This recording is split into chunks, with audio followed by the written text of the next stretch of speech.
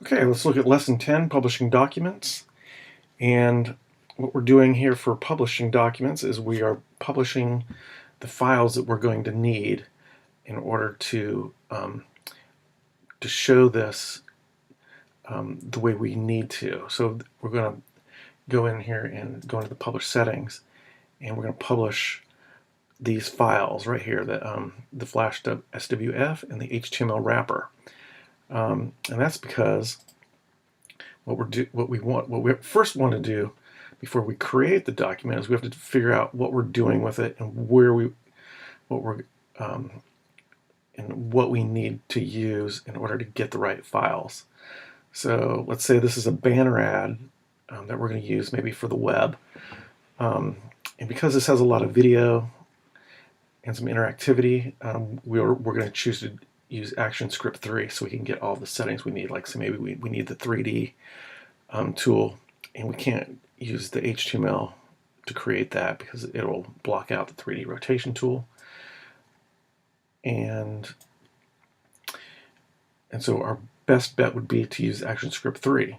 But since we wanted to use it for the web, we're going to use this HTML wrapper, which we see right here, and we'll try to take a look at that.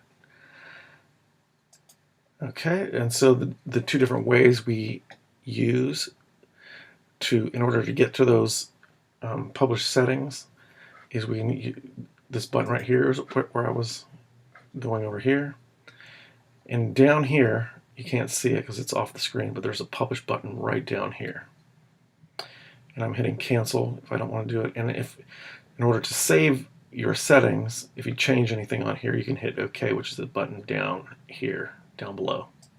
And I'm hitting OK to save it. The other way to do it is under File, Publish, and that'll straight publish it, or you can go into your settings. And let's see, and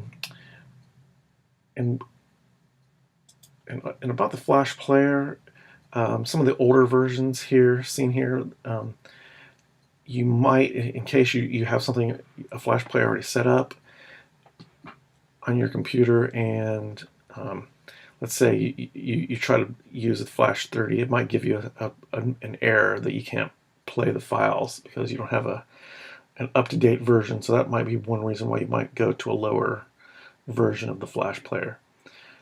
But the newer ones should play everything correctly, everything that you've set up for.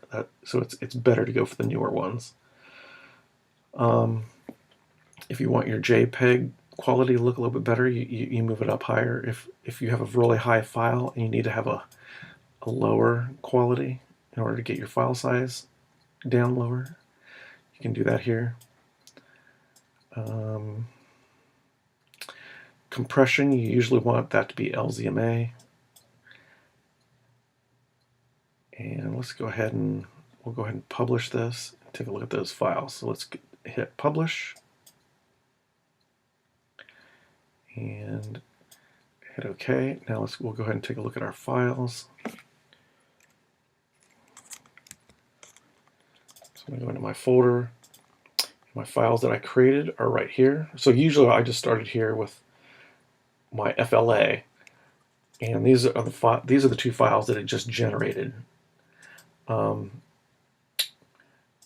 This is our SWF, which if we want to use it for the web, we can't just put an SWF on the web. We need something to put code around it, and that's where we have this HTML wrapper.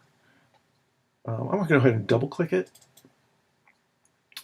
and here you can see that it does work on the browser.